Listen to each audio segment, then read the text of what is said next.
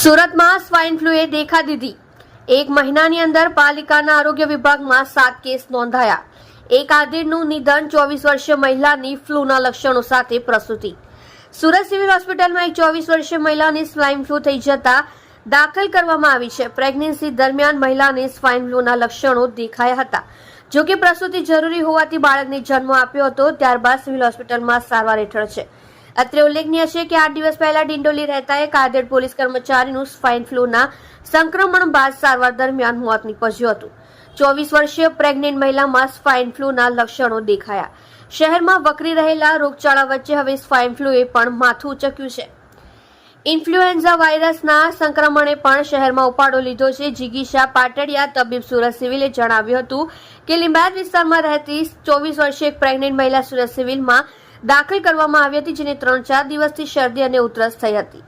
Civil લાવવામાં આવી ત્યારે તેની ડિલિવરી થવાની જ હતી, જેથી ડિલિવરી જરૂરી હોવાથી પહેલા ડિલિવરી કરાવવામાં આવી હતી।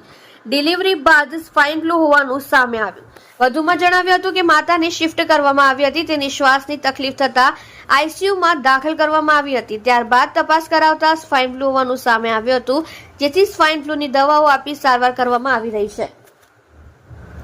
હાલ મહિલાની હાલતમાં સુધારો જોવા મળી રહ્યો છે। સુરત સિવિલમાં હાલ સ્વાઇન ફ્લૂ સામે પહોંચી વળતા તમામ રીજે સજ્જ છે।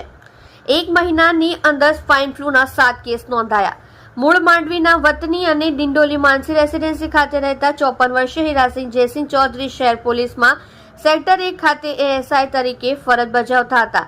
ગઈકાલ તારીખ 26 જુલાઈના રોજ તેમને તાવ આવ્યો હતો અને સારવાર માટે ખાનગી હોસ્પિટલમાં દાખલ કરવામાં આવ્યા હતા, જ્યાં તેમના રિપોર્ટ કરાવતા સ્વાઇન ફ્લૂ પોઝિટિવ આવતા સારવાર ચાલી રહી હતી। ગત 30 જુલાઈના રોજ રાત્રે તેમનું મોત નીપજ્યું હતું। છેલ્લા 1 મહિનાની અંદર પાલિકાના આરોગ્ય વિભાગમાં સ્વાઇન ફ્લૂના 7 કેસ નોંધાયા છે। સત્ય માટે હંમેશા સત્યની સાથે જોડાઈ રહો। આર સુરત ન્યૂઝ ચેનલની સાથે।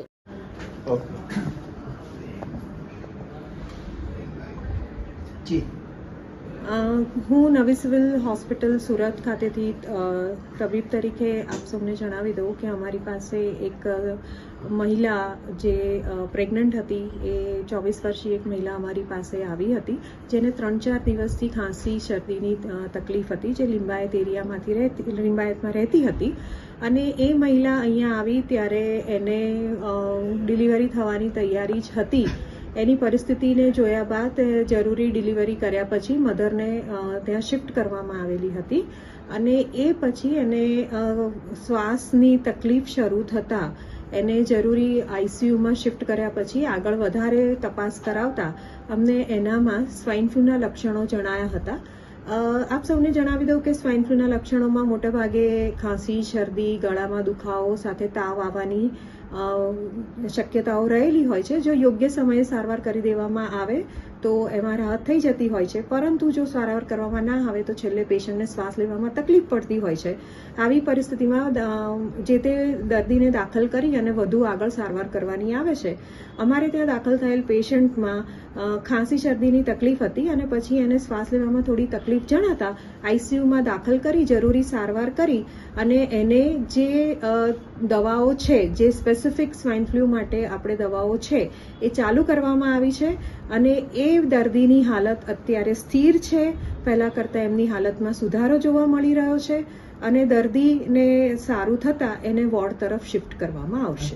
હાલ કેટલા દર્દીઓ દાખલ છે?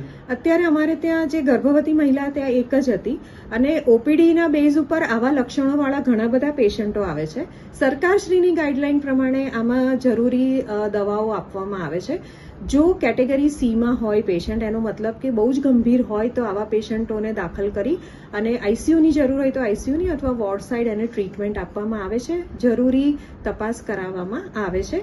એ માટેની તપાસની અને જે પણ જરૂરી દવાઓ છે એ બધી સિવિલ હોસ્પિટલ સુરત ખાતે ઉપલબ્ધ છે।